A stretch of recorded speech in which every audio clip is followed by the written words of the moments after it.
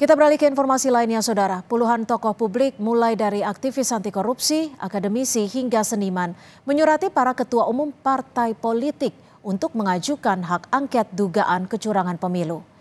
Dalam suratnya, 50 tokoh mendesak 5 ketua umum partai untuk mengajukan hak angket, yakni Ketua Umum PDI Perjuangan Megawati Soekarno Putri, Ketua Umum Partai Nasdem Surya Paloh, Ketua Umum PKB Muhaimin Iskandar, Presiden PKS Ahmad Syaiqo, dan Ketua Umum P3 Mardiono. Para tokoh menyebut telah terjadi praktik kecurangan di pemilu 2024. Yang tidak ada taringnya, yang tidak ada marwahnya. Dalam suratnya, para tokoh menyebut dugaan kecurangan pemilu terjadi bukan hanya saat pencoblosan 14 Februari, tapi sejak awal proses penyelenggaraan pemilu hingga pelaksanaan proses penghitungan suara yang dilakukan KPU dan aparatur kekuasaan lainnya.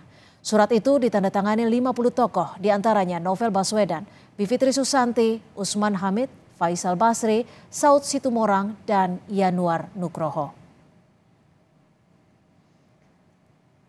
Tokoh publik menilai surat kepada ketua parpol itu sebagai gerakan etika dan moral menguak dugaan kecurangan pemilu. Mereka juga menyebut hak angket belum tentu menggugurkan hasil pemilu, namun bisa meluruskan dan mengembalikan nilai demokrasi.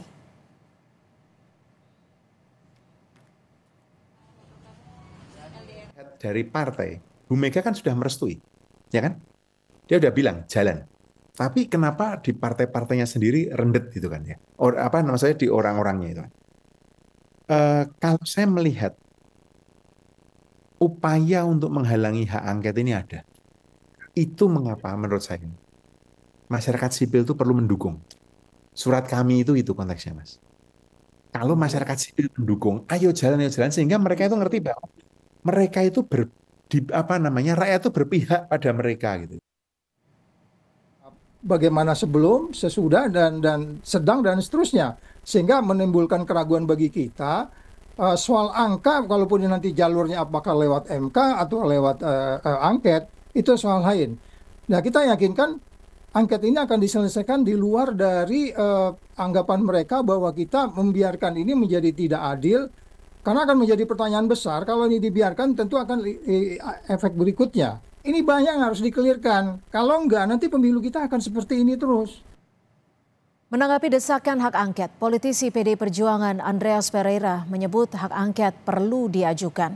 Meski demikian, Andreas menyebut untuk mengajukan hak angket perlu disiapkan naskah akademik dan dukungan fraksi lain di DPR.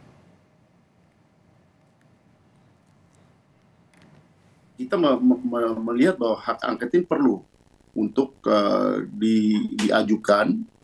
Nah, tapi kan untuk menggolkan hak angket tersebut kan perlu ada persiapan untuk mempersiapkan